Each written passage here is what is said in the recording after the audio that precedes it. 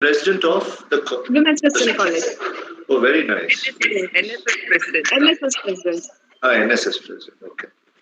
Do you have some sort of a committee in your college where elections are held and all that? Yes. Yes, sir, we have, sir. Okay. The Senate. Okay. It's a student body. Elections happen to the Senate. So they elect the president, secretary, cultural secretary. There are a lot of posts there. So a lot of competition also. So there's canvassing and elections and all that. But because of COVID right now, nothing is happening. I'm sure the elections are very colorful and enterprising, aren't they? Yes, there are election speeches. It's more than 10 years since I've come into WCC. I last came, I don't remember whether it was for to judge one of your intercollegiate culturals or one of your department, you have department festivals, is it not? I think I might have come for the commerce, but up to around 2005, 2006, we were coming pretty regularly. Then number one, we got old. Number two, we got slightly busy in terms of commitments and demands on our time. So we've not been able to come. Well, I always loved. I'm sorry? Today, Rotaract Club has also organized a program in WCC on international justice. The topic you had suggested, sir. Oh, very nice. But I thought this would be more appropriate for our girls. Because our girls don't even have basic knowledge how to file an FIR. Also, they won't know, most of them. That's one thing. The other thing is, I was quite surprised that in a ladies' college that they would call me to talk. I mean, not that you are sexist or anything like that, but normally to talk to girls about a topic that is. In terms of a class of women, I would have thought that you would call. I saw your. In fact, I was going through your website. It is the opposite. We in fact invite men more than women. Oh, I see. In most of our programs, we invite men more than women. So because women anyway, they're going to be speaking in favor of us. So we want the men to do that. So many of our programs, actually, the chief guests and speakers will be men. So in other words, what you're trying to say is, though men may discriminate, you don't. Yes. Okay. Oh, hi, Vanshita. You're Jiva's daughter. Yes, sir. Okay. Switch on your video, yeah. No, I just saw the name, yeah. Jiva is... thanks. We were able to get you on our program. Thank you so much for coming. Not at all. Pleasure. Jiva is in fact my wife's classmate. Oh, okay, great. Yeah. They have a huge, they have a good batch, the batch of 1992. Yeah, many of them, almost 50, 60 of them are practicing in the High Court. Oh, great. Enga batchla vanda 5 பேர் தான். Oh, rest of them are doing what? Basically trying their level best not to do anything. But, calling themselves lawyers and going here and there, working somewhere. Some of them are... Sir, one trend I saw recently, in most of the banks, once the staff retire, they somehow clear BL exams and they put a board that they are an advocate. No, that is because many of them, to get into a bank job, they need law as a qualification. If you need to get into a bank job beyond or above a certain category, you need a law qualification. Okay. To be very truthful, my father was a lawyer. So was my grandfather, Chinnatata, my wife, my mother-in-law, Attapaya. So we don't know to do anything constructive. We'll just keep talking with each other, arguing with each other, so to say. So in olden times, the first option was, engineering. The second was medicine. The third was being a teacher. If you didn't get admission into any of these courses, law college was always there. That would give you admission. Law colleges, a lot of ones mushrooming around the place. Are they all legally, because my native is Tirupati. I found so many new colleges when I went there last time, with small rooms they're functioning. I don't know whether they can call themselves as college. And they say most of the students are from Chennai. That's what they told me. This practice was started basically by Karnataka and Andhra Pradesh. Oh. In Karnataka, especially in outskirts of Bangalore and in Mangalore and in Tirupati, you will find one building with around 3 rooms. In those 3 rooms, from 6 to 8:30, 9 in the morning, there will be a polytechnic. From 9:30 to around 12:30, there will be a school. From around 1 o'clock to 4 o'clock, there will be a college. And from 4 to 7 or 5 to 8, there will be a master's program. So God bless and God help all those people who studied in those kind of What you're saying is right. It's just 3 rooms and then didn't look like a college, looked like a house. But therefore, they're saying it's a law college. And they're saying all the students are from Chennai. I said, do they come and attend? Attendance is not compulsory, they told me. I hope our students don't hear this. Because in WCC, we are very strict on attendance. We need 85% attendance per paper for them to take their end semester exam. When I was in law college, I don't even know. I'm sure I went there for my exams, but other than that, I don't think I've attended too much of college. We used to go to the canteen. That was the staple place, and I'm sure the people who were running the canteen had some kind of an attendance register, in which our attendance would have been 100, not even 85. Yeah. So it's 10. Can we start with the formal program? Of course, you continue. Yeah, there are only 3 girls. All of them have gone to YouTube visit. They find that more comfortable. Shall we wait for the students or should we start? Ma'am, we'll start, ma'am. We'll start? Okay. Yes, ma'am. Vanshika? Welcome, SRIRAM sir. Thank you so much for accepting our invite. Now I hand over to Janani. We welcome you, sir. Thank you so much for accepting our invitation. Vanshita? Yeah. So, good morning and very warm welcome to one and all present here. Today's webinar is on the title, Crimes, Women and the Law. A day without prayer is a day without blessing. So now I would like to invite Ms. Pavitra, coordinator of Pink Warriors, to start the webinar with a prayer. Let us pray. Our loving Heavenly Father, we come to you through our Lord Jesus Christ. Thank you, Lord. We pray for your presence to be there throughout the webinar and bless each and every person attending the webinar. We commit everything in thy precious hands. Thank you for hearing our prayer. To you alone be the glory and honor. Be with us, guide us, and guard us. We ask all this in Jesus' precious name. Amen. Thank you, Pavitra. Now I would like to invite Ms. Madhumati, coordinator of Helping the Blind, to welcome and introduce the resource person, Mr. A.K. SRIRAM. Good morning, everyone. I am profoundly delighted to introduce and welcome our Honorable Chief Guest, A.K. SRIRAM, sir. Mr. SRIRAM has completed his BCom from Vivekananda College and his law from Madras Law College. He enrolled as an advocate in October 1994. He advises the Tamil Nadu HR and CE department and also appears for them in specific matters. He appears in temple matters in the High Courts of Andhra Pradesh, Telangana, and Kerala. Apart from law relating to endowments, he also does litigation relating to shares, securities, and has been going out of the country to finalize cross-border commercial agreements since 2011. Over the last 20 years, he has been a guest speaker at colleges and various organizations. Once again, I would like to take this opportunity to welcome Mr. SRIRAM. We welcome you, sir. Thank you. Now I request Mr. SRIRAM to take over the session.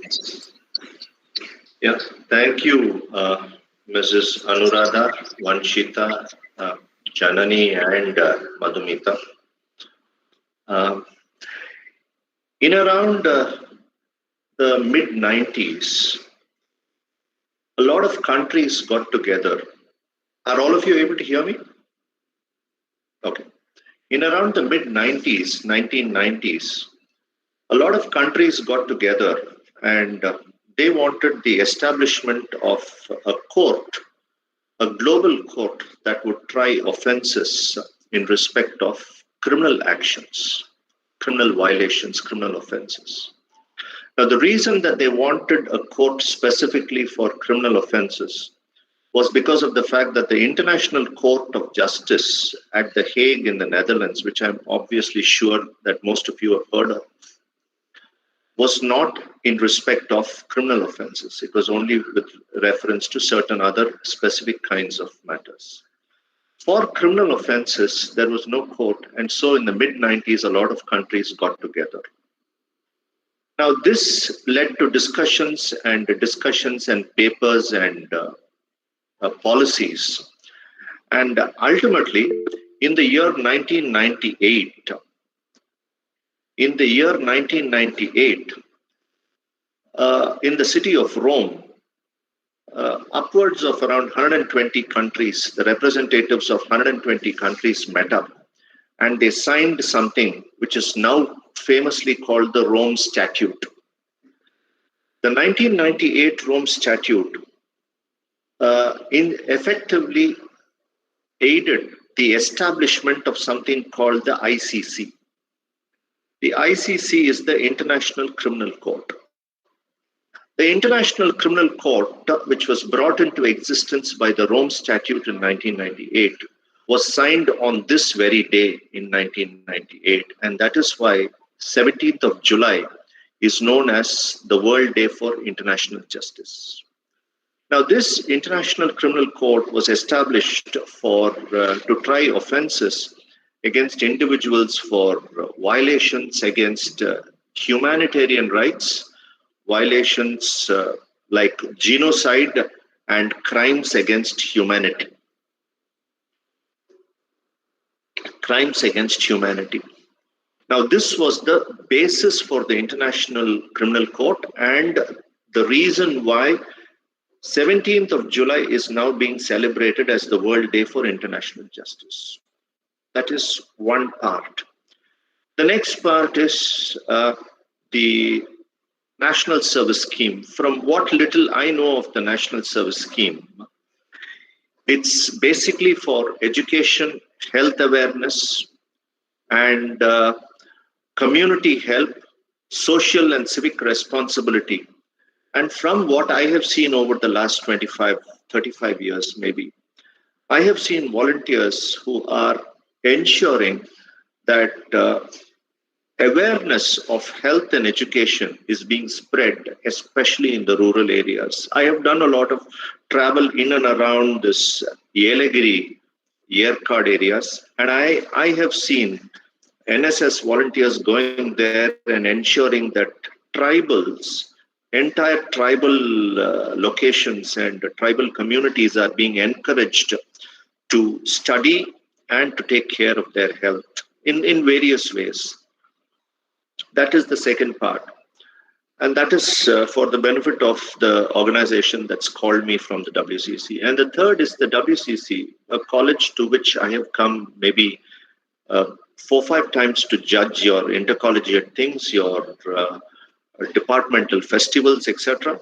And after Vanshita called me, I was very curious about the background of the WCC. So nowadays, you don't have to go to the place in order to find out about the place. So we've got something called Google. So I did a search and I found out that they're more than 100 years old. So in effect, ladies, you're part of an institution, of an educational institution. I wouldn't just say educational institution. I would say part of an organization that has been shaping the future of young girls into fine young women for more than 100 years in various disciplines, in various fields with various courses. And I was astounded when I saw the list of alumni of WCC, be it academics, be it the performing arts, be it literature, sports and social workers. So therefore, the International Criminal Court, the NSS and WCC, this day, 17th of July, this forum and this college is probably the perfect recipe for this topic, which we have sort of named Women, Crimes and the Law. I'm a great supporter of women, in the sense that I always feel that they are placed on a lesser pedestal by almost entire society. And this has happened not just at any specific point of time. It could be at the time when, like you, when you are students. It could be like Mrs. Anuradha when she's a guide, friend, philosopher guide. It could be like your grandmother who's at the fag end of her life. But ultimately, the pattern of crimes being committed against women begins from the prenatal stage in forms such as female feticide, physical battery during pregnancy. The reason for all this, in my opinion, is the backward traditional practices and the belief, especially in our society, that the male child is the only person to carry on the legacy of the family. Apart from the fact that dowry, the concept of dowry, these two things, this I won't say male superiority, the thinking that the male child is the only person to carry on the legacy of the family, and the concept of dowry are the two basic reasons why female feticide has been such a common practice. The first act, see, we have this, especially in our society, we have this bad habit of sweeping uncomfortable things under the carpet. But the first act to recognize that female feticide was still prevalent was in 1994, and an act called the Prenatal Diagnostic Techniques Act. I'm sure most of you would have heard that it is illegal to determine the sex of an unborn child. Some of you can nod if you understand. Okay. So this was in 1994. And that act now is called the Preconception and Prenatal Diagnostic Techniques Act from the year 2003. Though it was started in 1994, from 2003, there was regulation of technology because healthcare systems improved from around the 1990s and the 2000s. And therefore, this act was amended to regulate technology in sex selection, ultrasounds, and the punishments for disclosing the sex of an unborn child were made very, very stringent. In these circumstances, the general tendency for forcible abortion was also recognized, with specific reference to the unborn girl child. And the first law to effectively stop such a practice was the Medical Termination of Pregnancy Act. In the Medical Termination of Pregnancy Act, it laid down various restrictions and abortions were allowed only under certain circumstances: danger to life of the mother, injury to the physical health of the mother, injury to the mental health of the mother, and in terms of pregnancies caused by rape. So these were the restrictions that were brought about. These were effectively the crime against the unborn female child was an illegal and a forced abortion, of an involuntary abortion. All this practice over the last 200, 300 years was sought to be stopped by this Medical Termination of Pregnancy Act and this Prenatal Diagnostic Techniques Act. Now, based on the fact that these laws were there, let us assume that the girl child is born. Now, do the crimes against her stop at this moment? The answer is no. The next step at which the girl is traumatized and sometimes killed is during her childhood, which is called female infanticide.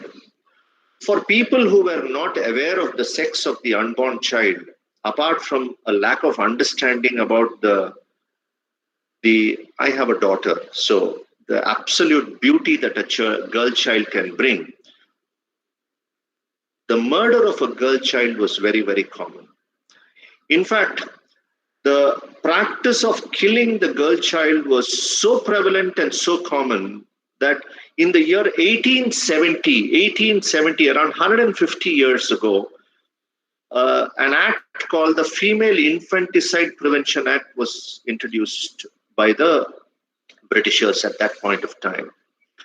Now, I'm sure all of you read the newspapers, all of you see the papers, and whether you see the papers and the news or not, I'm sure you read your news on WhatsApp. So I'm sure you will know that for crimes against children, there is something called the POCSO. Okay. Now, the Indian Penal Code is also there to ensure that crimes against children are taken care of and redressed and the perpetrators punished. But ultimately, POCSO is a very, very drastic law which ensures that these kind of perpetrators are brought to justice. POCSO is also, it applies for all children below the age of 18. And POCSO is basically aimed at stopping, restricting, and punishing child abuse. Now, when we come to child abuse, we're not talking about infanticide per se. We're talking about a different kind of crime against a girl child. And that is against a girl child probably from the age of around 4 or 5 till around the age of 18 or so, till such time they become majors. Many girl children are subjected to sexual violence at a very young age. And the saddest part is, the incredible part is that around 75% of the abusers of children are family members or familiar people. That is the saddest part of child abuse, especially of the girl child. Young girls are unaware of the difference between the concept of good touch and bad touch. And at many times, they are not even aware that they are the victims of sexual violence. Sexual violence need not necessarily be rape. It can even be touching. It can even be touching. So this is an ongoing process. Child abuse is an ongoing process. And it's very beautifully and emotionally depicted in a film called Water. I don't know how many of you have seen this film called Water. This film was about the child widows of Varanasi and how they are sent, 8-year-old girls, 10-year-old girls, how they are sent to men to satisfy their sexual cravings. So the law relating to child abuse up to the age of 18 is taken care of by POCSO. POCSO, as you're aware, is in the news now. And whether it be in the case of Padma Seshadri School or this Shiv Shankar Baba institutions, I'm sure all of you would have seen. But there is also a possibility, as responsible young women who are going to go out into the world to, strike your own path, you should also be aware that knowledge carries with it a great deal of responsibility. You should always ask yourself, if something like that happened to me, what would be my immediate reaction? This is just something for you to think about. If something happened in the year 2012, would you keep quiet for 9 years and then make a complaint in the year 2021 after somebody else has made a complaint? So it's a matter that is a gray area. So you cannot be too sure of the answers, etc. So now we've come to the technically the age of 18, you're coming to child abuse. You've seen child abuse and the laws that are. Incidentally, the government of India has a toll-free number, which is 1098 for reporting child abuse, in case any of you didn't know. Now, we move on to child marriage. My grandmother, probably your great-grandmother, were all married at the age of 10, 15, 16, maybe 14, etc. And they had a brood of children. Just because that happened, it doesn't make it right. As per various laws has specified that a marriage with a girl under the age of 18 is invalid. Though it has been specified in various laws, the practice has continued for generations. It's continued for generations. And it was only in the year 2006, can you believe it? It was only in the year 2006 that the right of a girl to be a normal child and to enjoy her life as a teenager was effectively recognized by the government, and child marriages were prohibited with penal provisions in respect of punishment, etc., by the Prohibition of Child Marriage Act.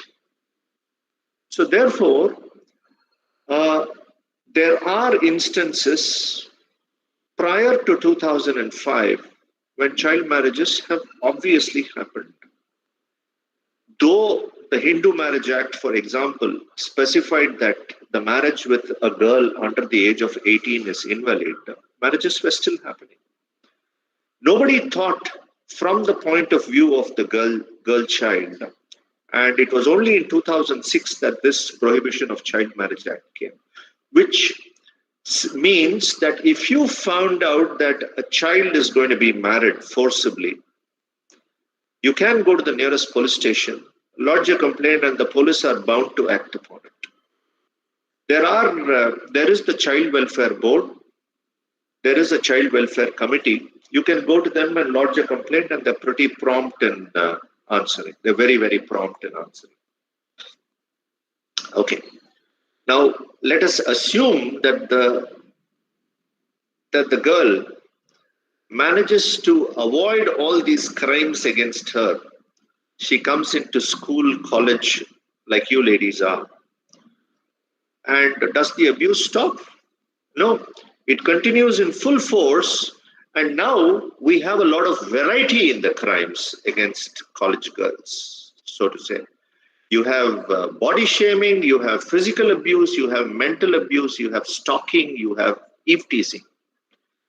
All those of you who have who are a part of the public transport know that torture is always there. Torture is always there. Stalking is always there. Eve teasing is always there. It has been there from time immemorial, but it has become prevalent over the last 20 years. In fact, there was no law in respect of these kind of harassment or eve teasing. And I do not know whether you're aware, because most of you, I'm sure, will be below the age of 20. In the year 1998, Etiraj College, a girl called Sarika Shah, it required Sarika to be eve teased, it required her to be stalked, and it required her to be manhandled, and she, in broad daylight, in front of Etiraj College, and she fell off her bike and she died. It required the death of Sarika Shah from Etiraj College for the government to bring about a law to protect women on public roads. And this law was originally called the Tamil Nadu Prohibition of Eve Teasing Act, which was later renamed as the Tamil Nadu Prohibition of Women's Harassment Act. Now, originally it was only eve teasing, but now the law has been amended to bring in stalking. And there has been no amendment after social media. So constant calling, constant texting, messaging, etc., will be considered an offense under the Prohibition of Women's Harassment Act. So you can go to the nearest police station and give a complaint. And I would urge all of you, in case you do find such a situation, not just for yourself, for somebody who's close to you, a near dear, or just a friend, or just a classmate, it is in your interest, it is in the interest of that girl that you do complain about it to the authorities. Okay. Apart from this kind of abuse, eve teasing, etc., something that you're not very familiar with is kidnapping around about this age. Between the ages of 10 to 18, kidnapping of the girl is very common. And this is ostensibly to force them into prostitution. That is more prevalent in the northern states. And therefore, can you imagine when an act came about for this? It was in the year 1956, which means that this practice has been in existence already, to our knowledge, for around 70 years prior to the 1950s. It's called the Immoral Traffic in Women and Girls Act of 1956. So when it is an unborn girl child, she faces extinction. When she is an infant, she faces killing. When she's a small girl, she she faces child marriage. Then she faces stalking, eve teasing, etc. And now kidnapping as well. Does it end with that? There are two sides to every coin. Anything good has an element of bad in it, and that is social media. Social media is probably responsible for the indecent portrayal of women. Indecent portrayal of women has been a source of constant embarrassment. Number one. Number two, intrusion into privacy, and at times tragedy, especially in this day and age of the social media. Now, there is something which came into effect before this social media revolution came about, and that was the Indecent Representation of Women Act 1986. This Indecent Representation of Women Act has got quite a few painters and artists into trouble because they have been drawing various political leaders in Delhi and as well as in Tamil Nadu, and charges have been framed against them. So this 1986 Act, which deals with indecent representation of women, coupled after this advent of the social media and the digital revolution, coupled with the Information Technology Act, has ensured that there is some forum by which you can complain. There is some forum by which you can complain, and you can try your level best to ensure that this kind of indecent portrayal online is restricted. If you're going to complain to Facebook or Twitter or Insta, those posts, offensive posts, will be withdrawn or deleted, etc. So, as far as indecent portrayal of women, that is the law. Then we come to the slightly more physical crimes against women, and that is the acid attacks. Acid attacks are not restricted to women alone. They are perpetrated on men as well. But the shocking statistic is that 80% of victims of acid attacks are women. And not surprisingly, 84%, these figures are of as of 2020. 84% of the perpetrators of these crimes are men. And all this is in spite of rigorous laws. Now, most of these acid attacks happen due to interpersonal relationships, love affairs, jealousy, and in view of this, the Tamil Nadu Prohibition of Harassment of Women Act was amended to take in these particular aspects or these particular crimes as well. The Indian Penal Code is always there for any physical assault, any physical crime against anybody. There are certain provisions in the Indian Penal Code which specifically refers to women. Then after this, shall we say, school, college, etc., we move on to marriage. So by this time, the woman is probably around 23, 24, 25, and she's seen her fair share of crimes. She's seen her fair share of stalkers. She's seen her fair share of eve teasers, etc., abuse as well. So we come to marriage. Now, does the crime against a woman, do the crimes against women stop with marriage? My personal opinion is crimes against women probably start just before the marriage because of the dowry demand. Dowry is a rather impartial thing since it does not discriminate between pre or post marriage. Even pre-marriage, people ask for dowry. And if dowry demands are not met, sometimes the marriage doesn't take place. But let us assume that the marriage takes place, after which the dowry demand is made. This continues and gains momentum after marriage in the form of harassment, physical, mental, and in many cases, death. Death by, very surprisingly, in this day and age, we are in the 21st century. In this day and age, we're talking about death by burning.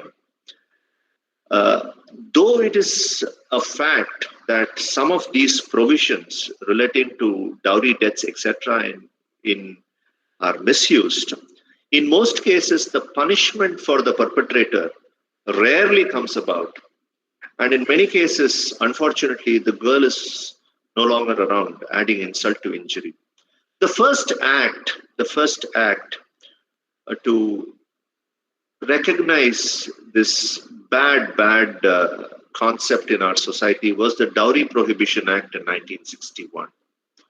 The Indian Penal Code, I'm sure you've heard of dowry cases, that comes under section 498 and 498A of the Indian Penal Code. These are long drawn out cases which are helpful. I'm not saying no, but in many cases, the family members of the victim are so traumatized that these cases normally end up nowhere. So then we come to the forms of abuse. Physical abuse, which is often called domestic violence, this includes battery and plain assault, etc. This has been redressed to a large extent by an act in the year 2005, which is probably the most famous act now. It's officially called the Protection of Women from Domestic Violence Act, popularly and commonly called the DV Act. The said act, the DV Act, enables the victim or the wife to file a complaint for maintenance, compensation, protective orders against stalking and physical assault, etc., and various other reliefs. Now, this has a slightly better manner in which it is taken ahead, in the sense that the victim does not go to court directly. She goes before somebody called a welfare officer under the Act. Now, the welfare officer calls the husband and there is an inquiry and she passes some kind of an order. And if it is not possible for her to do something, the matter is referred to a magistrate to be a full-fledged case. Now, a very, very interesting thing that has come about due to this DV Act is the fact that live-in relationships have been recognized.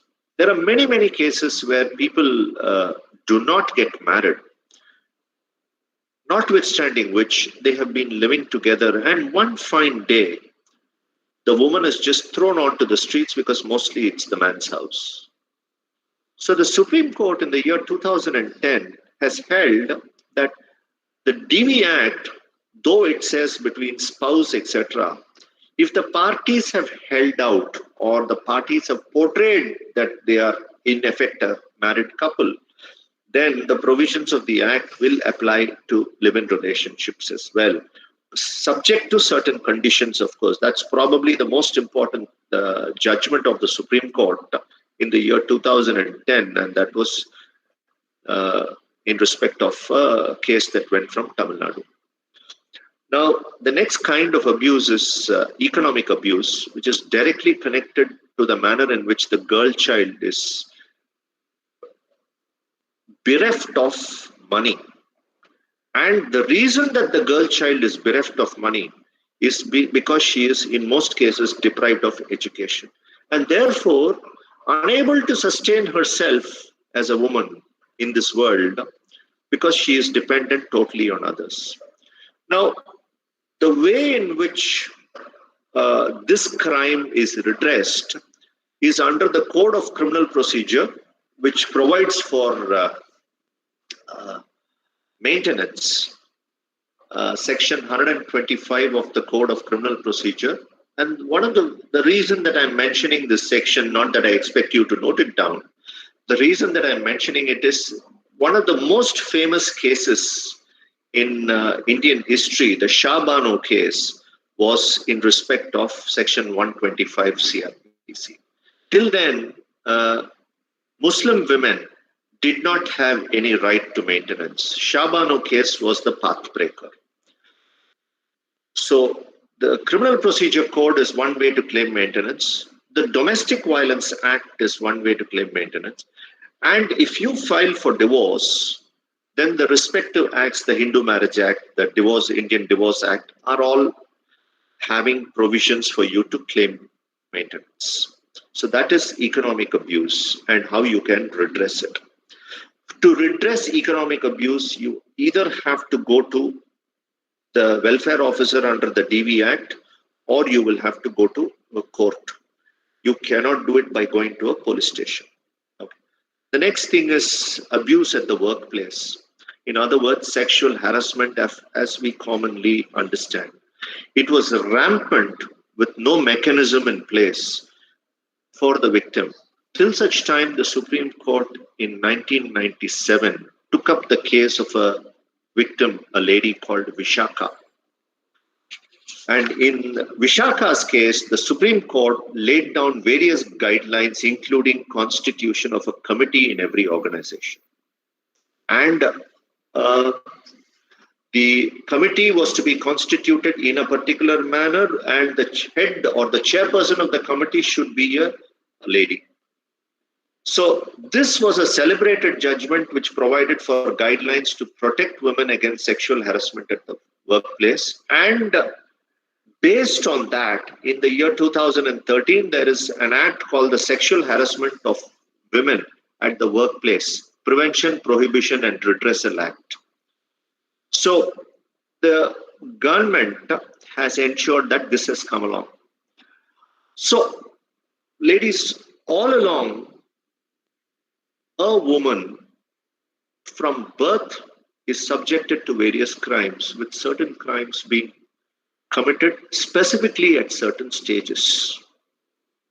However, there are a few crimes which are common to all stages of a woman's life.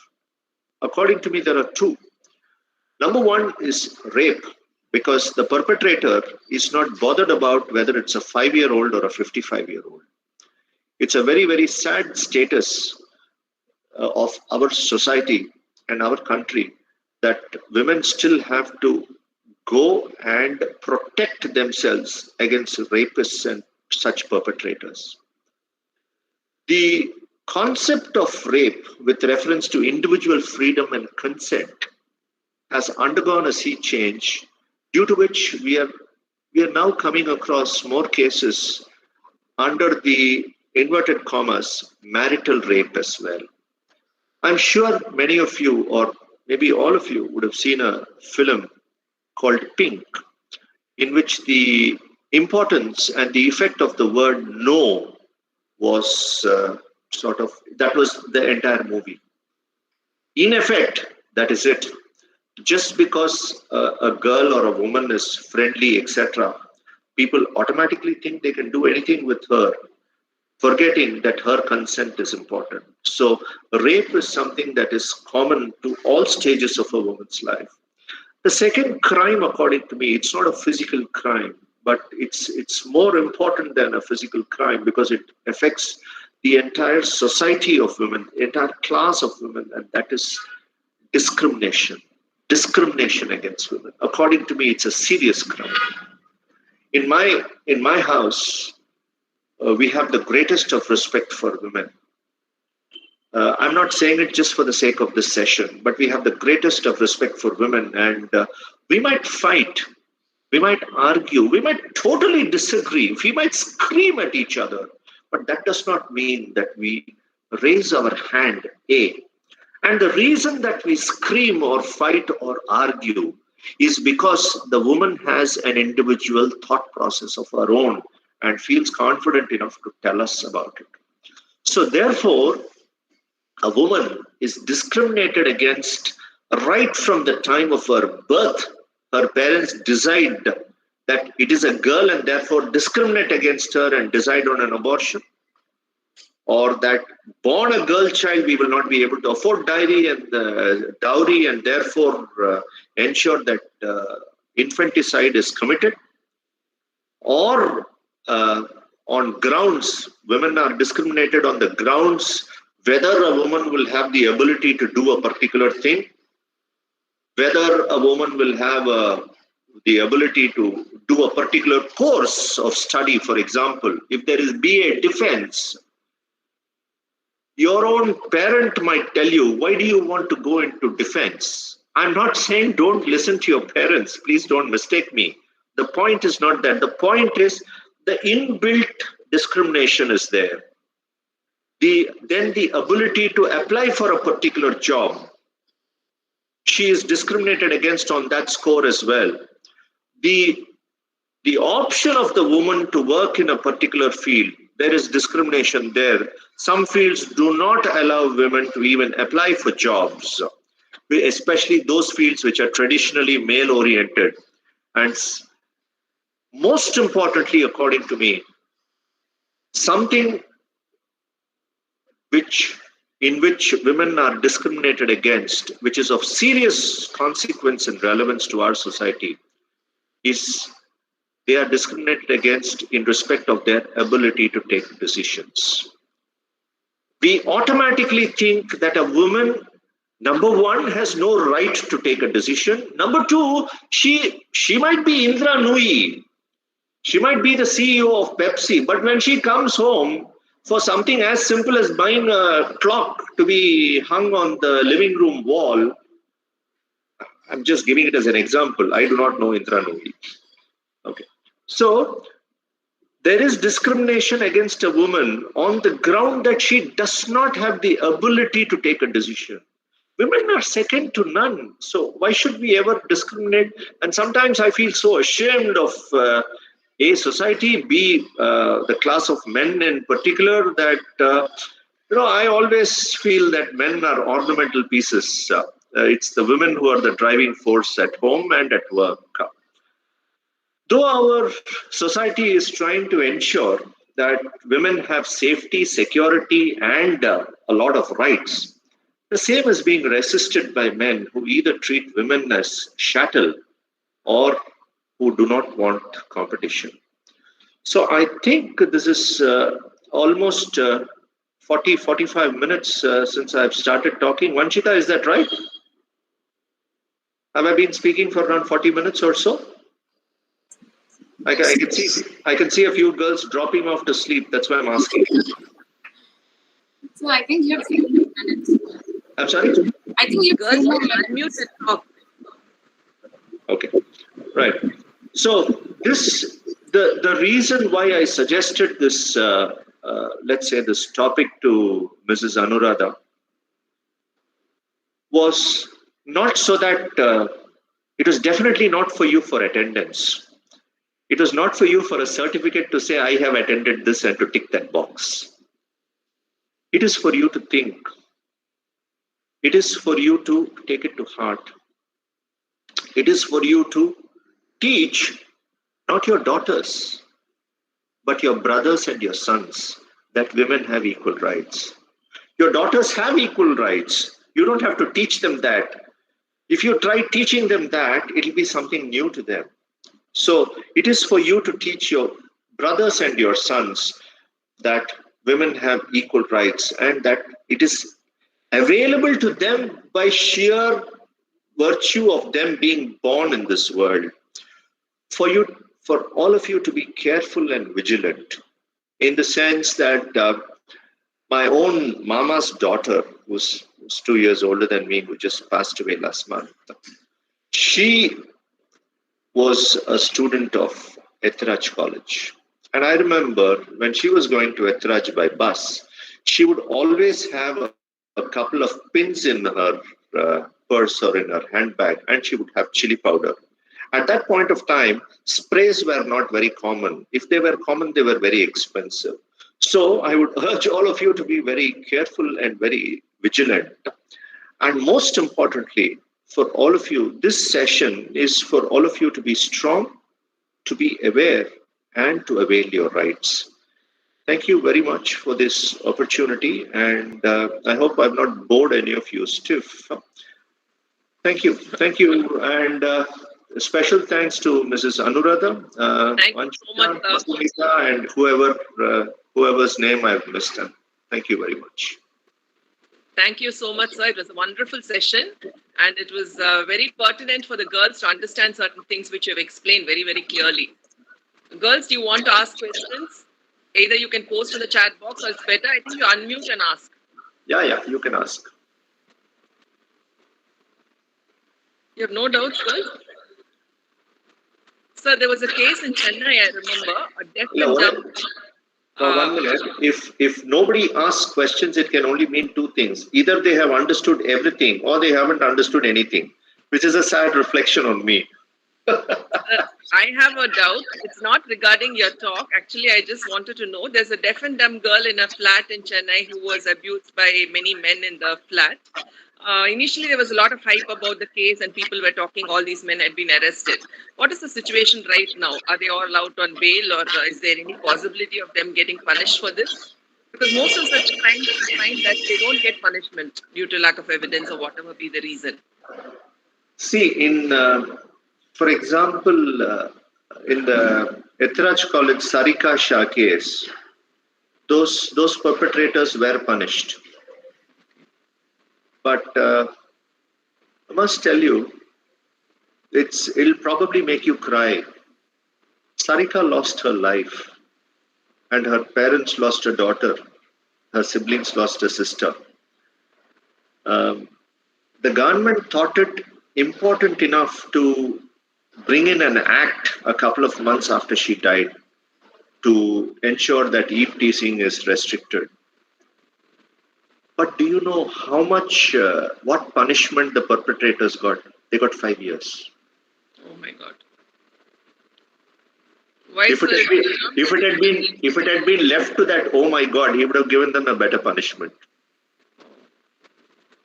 It is a very sad state of affairs that there are laws, we say about domestic violence law, but how many people actually get punished, I don't know. Maybe the cases are filed. I will tell you in respect of this deaf and dumb girl. See, number one, in order to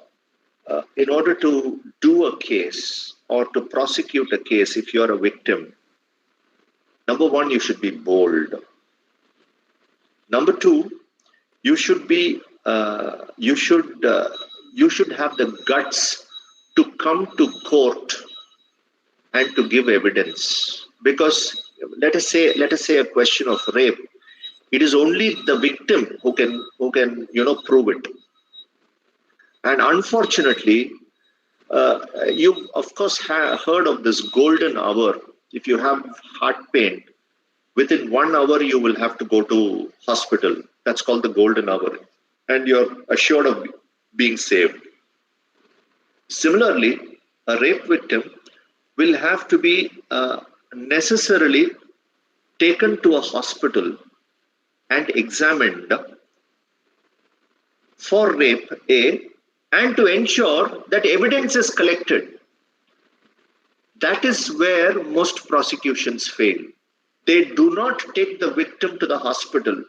Merely crying rape is not going to help anybody. It's as good or as bad as crying wolf. It's not going to help at all. Unless there is evidence to show that there was actual physical rape, it's very, very difficult to punish a person. Okay, number two, coming back to this question of this deaf and dumb girl. I don't know. I don't do criminal cases. Very frankly, I don't do criminal cases. I don't do matrimonial matters as well. It was only because this small child, Jiva's daughter, came and asked that I didn't have the heart to say no. So anyway, I think that the perpetrators of that deaf and dumb girl are out on bail. That's the information that I have. They're out on bail. Whether they will be punished or not will be even more difficult in this girl's case because of, I'm thinking practically. Communication. No, the deaf and dumb girl should be able to explain as to who came, what did they say, etc. And she should be in court. She should be able to hear what the advocate says. There will be very rigorous, very embarrassing cross-examination. See, that's the whole trouble. Our system, our legal system is not sensitized to such things. If you see, I'm sure you followed this, what is this Floyd's murder. Did you follow the trial on CNN or whatever? Any of you? Floyd na yaar theriyada? Okay. So in that trial, which was shown live, there were a few children who were witnesses and who came to give evidence. And if you noticed, I saw the entire trial. If you noticed, those children were not even brought in front of the camera. They were kept in a separate room. That is how it should be. Yes. You cannot be standing on silly procedures that have been around for the past 150 years and say that this person will have to come into the box, raise his hand, swear on the Holy Bible or the Gita, and swear to tell the truth, and only then it will be proper evidence. If you're going to say that, imagine this deaf and dumb girl, for instance. She must be around 15 or so, 15 or 20. If she comes and sees two huge buggers standing there, she's obviously going to feel threatened. See, it's all a matter of perception. It's all a matter of perception, according to me. I think it'll take a very, very long time for our legal system to become sensitized. You can have laws. That's a different thing. You can have laws. You have it on paper. But whether that will be implemented or not is a totally different issue altogether. So I do not know whether the perpetrators in this deaf and dumb girl case will be punished or not. I really do not know. Girls, please unmute and ask questions if you have any questions. I saw a few chats, but yes. I'm not. They were saying something in general, appreciating your talk, sir. But I don't know whether there was a specific question. Let me check.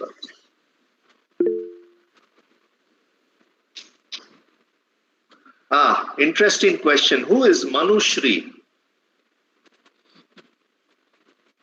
Manushri, are you there? Unmute yourself. Yes. Interesting, probably very relevant question, Manushri. Nowadays, social media has become the new courtroom for justice. What are my thoughts on this? I will have no specific thoughts on this. I will go by the last two cases that we have seen, that all of us have seen. Let us take this gentleman called Rajagopal from Padma Seshadri. Okay? Ultimately, Manushri, do you or me or your principal, do we have the power or the authority to say that so-and-so is guilty of some offense? That's a question to you. You can answer that. Do you and me have the authority to say that so-and-so is guilty?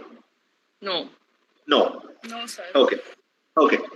Now, but what is our perception of Rajagopal now? We've already decided that a person who sits in a video conference without a shirt must be a bad guy. We've decided that, number one. Number two, girls are, putting out messages, etc., about things that happened 5 years ago, 6 years ago. It's a girl, and normally she will not put out such a message unless it really happened. And therefore, Rajagopal is a pervert. We've decided that as well. Number three, Rajagopal has been brought to court. And at that point of time, he covered his head with a hood. Did you see that? Okay. So our perception is he's covered his head with a hood, which means that he is ashamed of being seen in public. He is admitting his own guilt. Therefore, he is guilty. All these perceptions are because of this media. I would say that if the media stops reporting, see, I'll put it this way. I'm a part of 51 groups, 51 WhatsApp groups, starting from 2 or 3 of my law batch, a couple of lawyers groups, the shuttle group, the cricket group, Vivekananda group, school group division, A, B, C, D, etc. Okay. So in WhatsApp, we get various messages and we never react. In most of the groups, what I do is every Saturday night, bulk delete. So I think we should stop believing social media. What you are talking about, Manjushri, I wanted to come back to that, is trial by media. Trial by media is a very, very important concept in Western countries, where if they feel that the trial by media is prejudicing a person who's standing for an offense, standing trial for an offense, they will shift the trial to a different area, in the US especially. So you're absolutely right in the sense that it's become I won't say it's become the new courtroom for justice, social media. I would say they've become the judges. They've become the judges and they pronounce guilt. They pronounce guilt against XYZ. And in that sense, social media is a very, very troublesome. I wouldn't say just social media. I would say the news channels as well. They're actually worse. The news channels are terrible. The headlines are very, very misleading, and the manner in which they go about reporting news, most of the times it's not news, it's their own opinions. And, like somebody famously said, cricket is a game which 11 fools play and 11,000 fools watch. Nowadays, news is something that 1 fool talks and 1 million fools watch. So we believe it. So I feel that social media is playing a huge role in preparing and swaying public opinion, especially in these sort of things, which is a very, very bad thing to do. We're not headed in the right direction as far as justice for the accused is concerned. Yeah. Okay. Manushri, are you satisfied with that answer? Yes, sir. Okay. I was Right. thinking this. Sorry?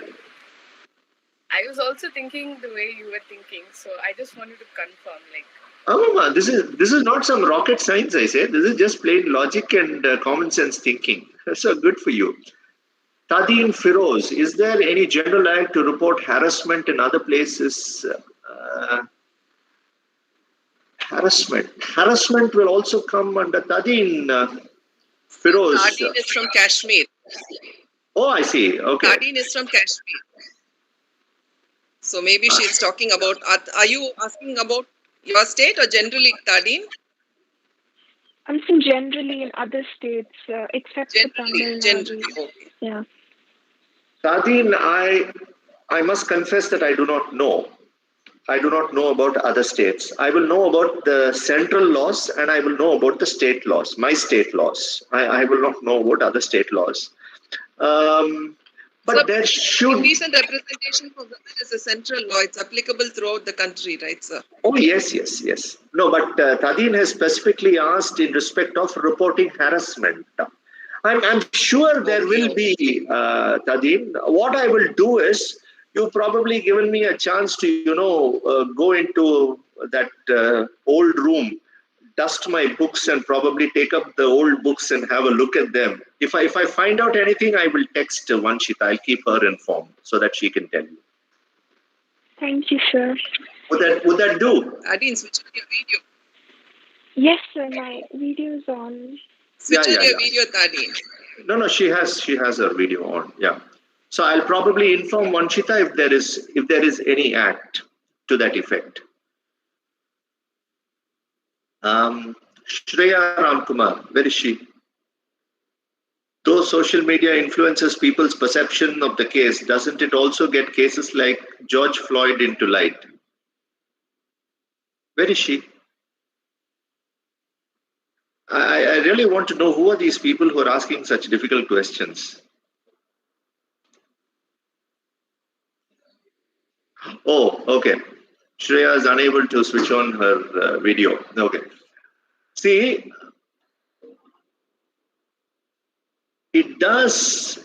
social media does get cases into the limelight. But we should be very clear about what is the role of a media in respect of crimes. It should be to inform the public about a crime. I don't think, I'm not talking as a lawyer, I'm talking as a person, that's it. I don't think the role of the social media should be to influence thinking. That is all I take offense to. I would probably take an objection to that. If the social media says nobody has come to know about George Floyd, here is the video about George Floyd, will the authorities please take action? I would salute them. I would doff my hat to them. I would doff my hat to social media. All I'm saying is, social media cannot say that this particular cop or the police guy has had this history of doing so and so, and therefore reports indicate that he might have been similarly prejudiced against George Floyd. That is what I take objection to. I think there is a difference between the two. Highlighting an issue is one thing. Supporting a particular cause with a particular stand is, according to me, not obstructing justice. I think it's influencing the course of justice. Shreya, are you okay with that answer?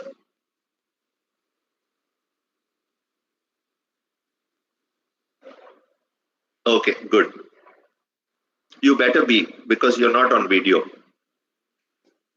Okay, right. Anybody else? Is there any question on YouTube? Anybody has asked anything there? Can anybody pass on the questions on YouTube? We have a bigger group watching on YouTube. Okay. With Google, only 100 is the permitted number. Okay. That's more of my opinion than a question. It's like you said, the differentiation, the discrimination, everything starts at home. The way girls are brought up, we are taught to clean our houses, cook, while boys are told that they should become a man in the society, they should earn. So a girl is not given the awareness that a domestic violence is something wrong.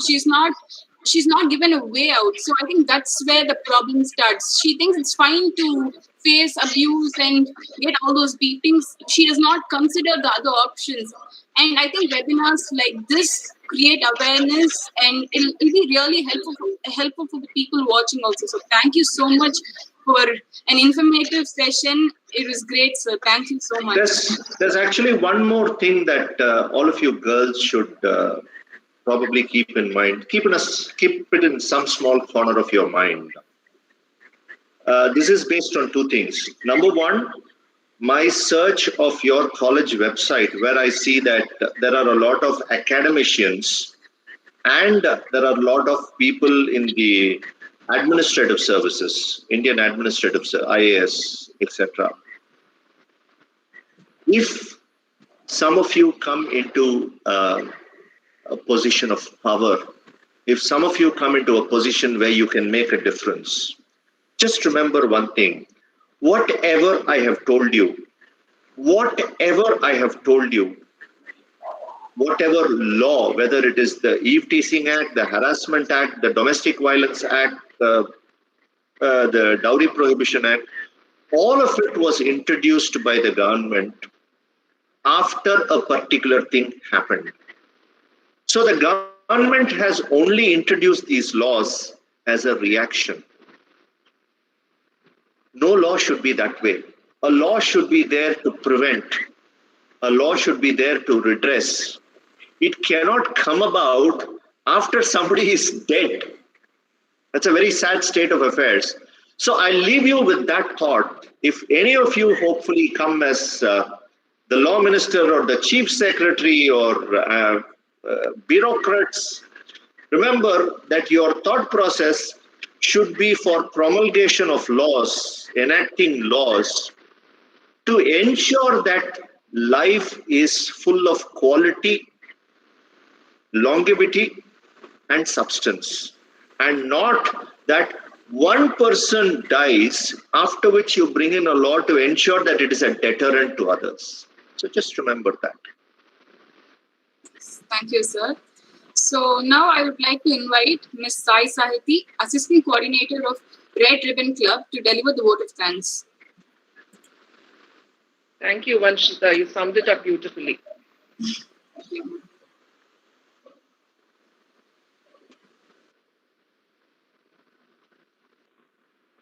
Sai.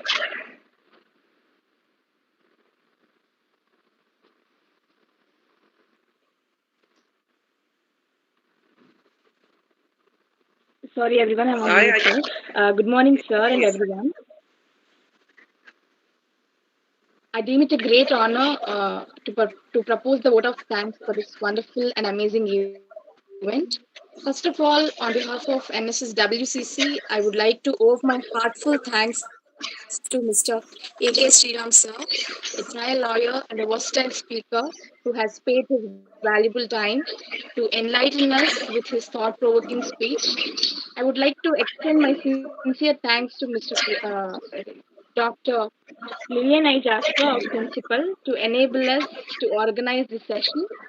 And I also wish to express my gratitude to our NSS program officer, Ms. Anuradha ma'am, who has played a prominent role in organizing this event. Finally, I would like to thank all my NSS office bearers and volunteers for your active participation. Thank you, one and all. Thank you very much. Thank you. So much, Sriram sir. It was a wonderful. Thank you so much, sir. Pleasure. And pleasure was mine. Thank you so much. Keep in touch. Definitely, sir. Sure, Thank sir. you, Yeah, sir.